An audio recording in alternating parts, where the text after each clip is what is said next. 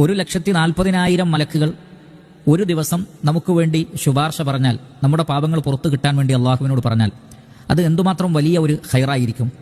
ഇൻഷാ അല്ലാഹ് അതിന് നമ്മെ സഹായിക്കുന്ന ഒരു പ്രവൃത്തി നമുക്ക് ഇവിടെ മനസ്സിലാക്കാം.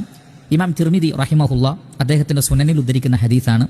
അലി റളിയല്ലാഹു തആല അൻഹു പറയുന്നു, സമിഅ്തു റസൂലല്ലാഹി സ്വല്ലല്ലാഹു അലൈഹി വസല്ലമ യഖൂൽ, അള്ളാഹുവിന്റെ റസൂൽ പറയുന്നത് ഞാൻ കേട്ടു, മാമിൻ മുസ്ലിമിൻ യഊദു മുസ്ലിമൻ ഊദുവതൻ, ഏതെങ്കിലും ഒരു മുസ്ലിം മറ്റൊരു മുസ്ലിമായ സഹോദരനെ പ്രഭാതത്തിൽ രോഗസന്ദർശനം നടത്തുന്നു. അപ്പോൾ ഇല്ലാ സ്വല്ല അലൈഹി 70,000 മലക്കിൻ ഹത്താ യുംസി, വൈകുന്നേരം വരെ 70,000 മലക്കുകൾ ആ വ്യക്തിക്ക് വേണ്ടി അള്ളാഹുവിനോട് പ്രാർത്ഥിക്കുന്നതാണ്. വഇൻ ആദഹു അശിയ്യത്തൻ, ഇനി വൈകുന്നേരമാണ് സന്ദർശിക്കുന്നതെങ്കിൽ അഥവാ രോഗസന്ദർശനം നടത്തുന്നതെങ്കിൽ ഇല്ലാ സ്വല്ല അലൈഹി 70,000 മലക്കിൻ ഹത്താ യുസ്ബിഹ്, പ്രഭാതം വരെ നേരം വെളുക്കുന്നത് വരെ 70,000 മലക്കുകൾ ആ വ്യക്തിക്ക് വേണ്ടി അള്ളാഹുവിനോട് ദുആ ചെയ്യുന്നതാണ്. വകാന ലഹു ഖരീഫുൻ ഫിൽ ജന്ന, ആ വ്യക്തിക്ക് സ്വർഗത്തിൽ ഒരു പൂന്തോപ്പുണ്ടാകും, അല്ലെങ്കിൽ വലിയ ഒരു തോട്ടമുണ്ടാകും.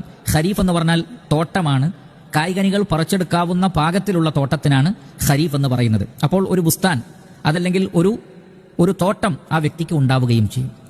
ഇവിടെ നമ്മൾ ശ്രദ്ധിക്കുക, രാവിലെ രോഗസന്ദർശനം നടത്തിയാൽ വൈകുന്നേരം വരെ 70,000 മലക്കുകളാണ് ഇസ്തിഗ്ഫാർ നടത്തിക്കൊണ്ടിരിക്കുന്നത്. അത് വൈകുന്നേരം വരെ കണ്ടിന്യൂസ് ആയിട്ട് ചെയ്തുകൊണ്ടിരിക്കുകയാണ്.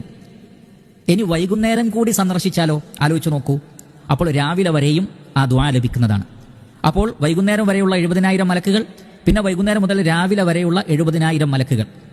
കാരണം നമുക്കറിയാം, പലപ്പോഴും രോഗസന്ദർശനം നടത്തുമ്പോൾ നമ്മുടെ ഏറ്റവും അടുത്ത ആളുകളാണെങ്കിൽ പലപ്പോഴും ഒരു ദിവസം തന്നെ നമുക്ക് പലതവണ സന്ദർശിക്കേണ്ടി വരും.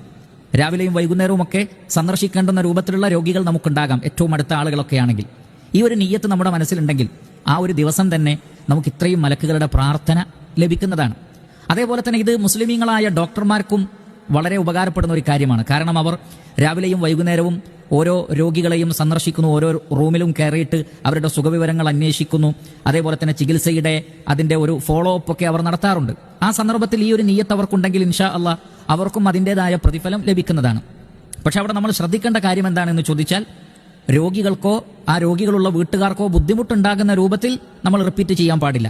എന്നാൽ അതല്ലാതെ നമുക്ക് നിർബന്ധമായും ചിലപ്പോൾ അങ്ങനെ പോവേണ്ടുന്ന സാഹചര്യങ്ങൾ ഉണ്ടാകും. അങ്ങനെയുള്ള രോഗികളുണ്ടാകും, പലതവണ ഒരു ദിവസം തന്നെ സന്ദർശിക്കേണ്ടുന്ന ആളുകൾ.